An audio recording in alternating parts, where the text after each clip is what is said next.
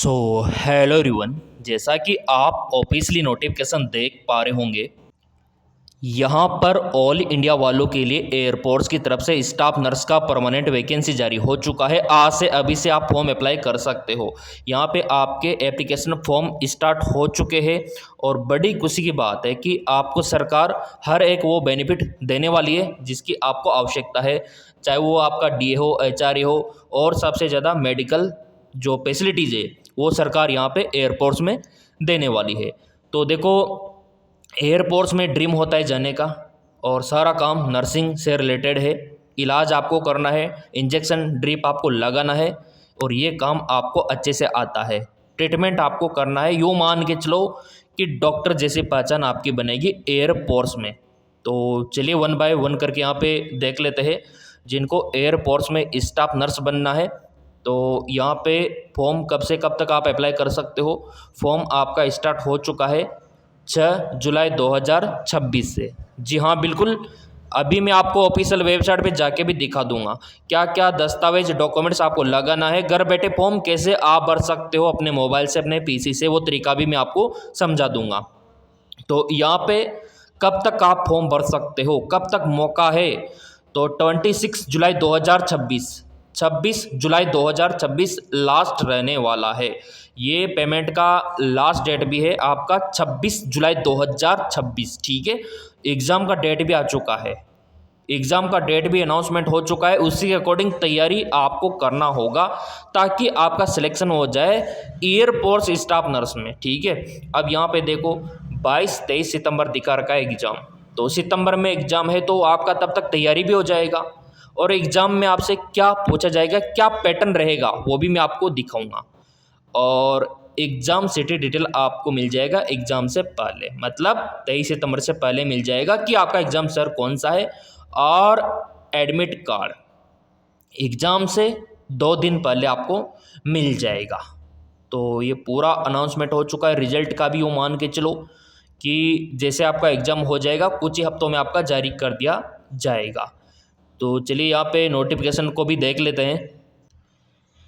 यह आपका पूरा नोटिफिकेशन है, इसमें फीस वगैरह आप देख लो।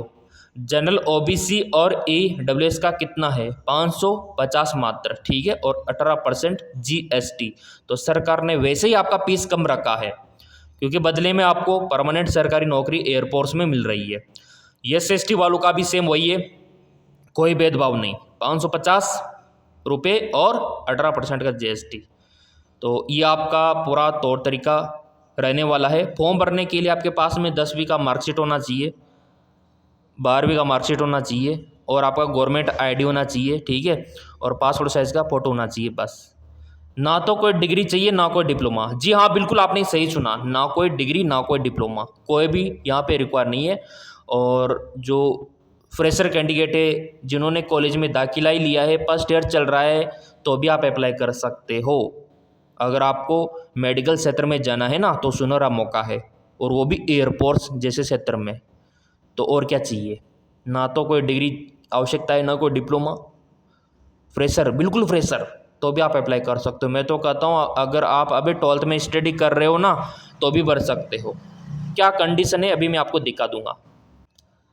अब यहाँ पे देखो आपका सिलेक्शन कैसे होगा। आपका सिलेक्शन इस प्रकार से होने वाला है।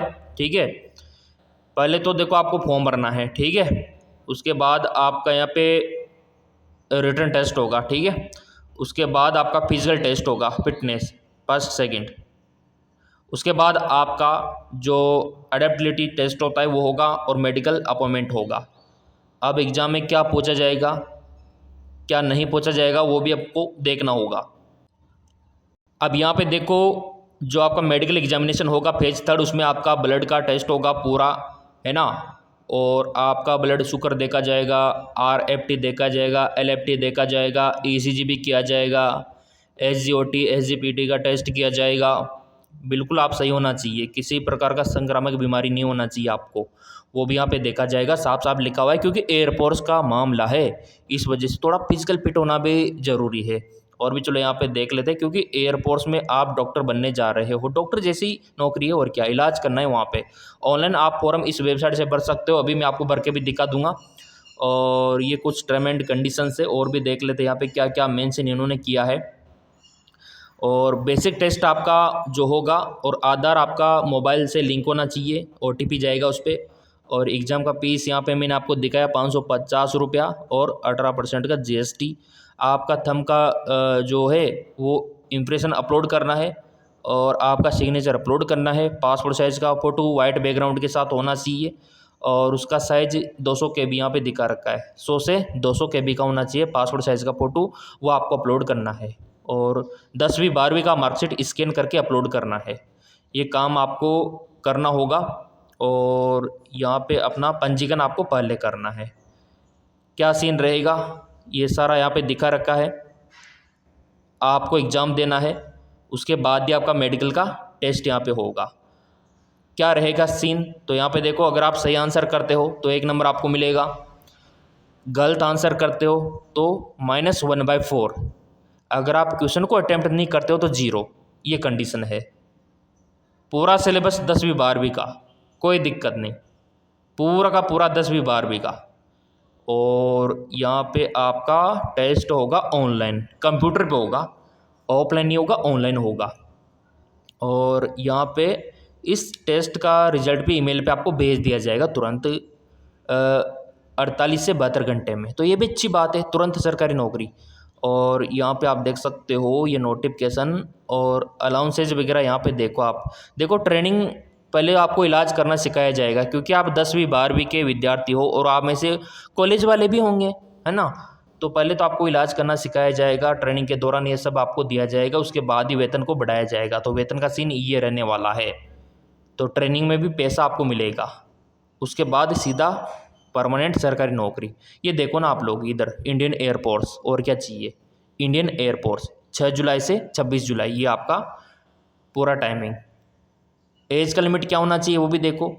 एज का लिमिट यहाँ पे होना चाहिए आपका, मतलब मेडिकल असिस्टेंट आप बनने जा रहे हो तो यहाँ पे 1 जुलाई 2026 से 1 जुलाई 2010 के बीच का होना चाहिए आपका जन्म।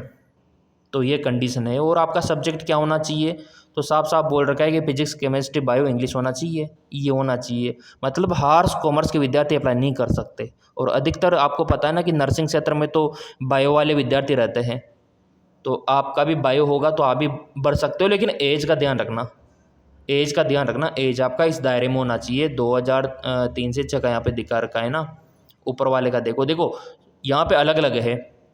ऊपर वाला जो है आप लोगों के लिए है, ये वाला 12वीं वाले, और नीचे का जिनका फार्मेसी हो चुका है ना उनके लिए है, तो उनका अलग सीन है।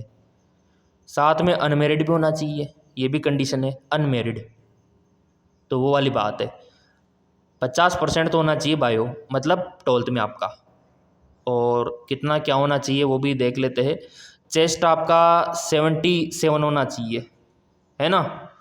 और यहाँ पे आपका हेयरिंग कैपेसिटी अच्छा खासा होना चाहिए और थोड़ा बहुत रनिंग भी होगा। आंखों का विजन 6/6 होना चाहिए और हाइट आपका 152 सेंटीमीटर होना चाहिए। इसमें कोई दोहराई वाली बात नहीं है।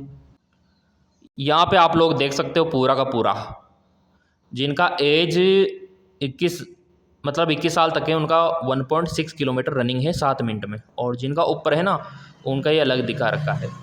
और ये हाइट, साइकिलिंग, हेयरिंग वगैरह ये आपका बाद में होगा जब आप एग्ज़ाम क्वालिफाई कर लोगे।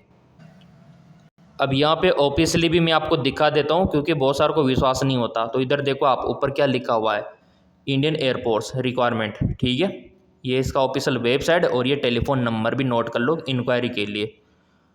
अब ये वेबसाइट ओपन होने के बाद यहाँ पे इस प्रकार का इंटरफेस दिखेगा। नीचे आपको आना है और यहीं पे आपको दिखाई दे रहा होगा, अच्छे से पढ़ो आप, इंडियन एयरफोर्स दिख रहा है ना, 2027 एप्लीकेशन फॉर्म कमिंग 6 जुलाई से आपका 26 जुलाई।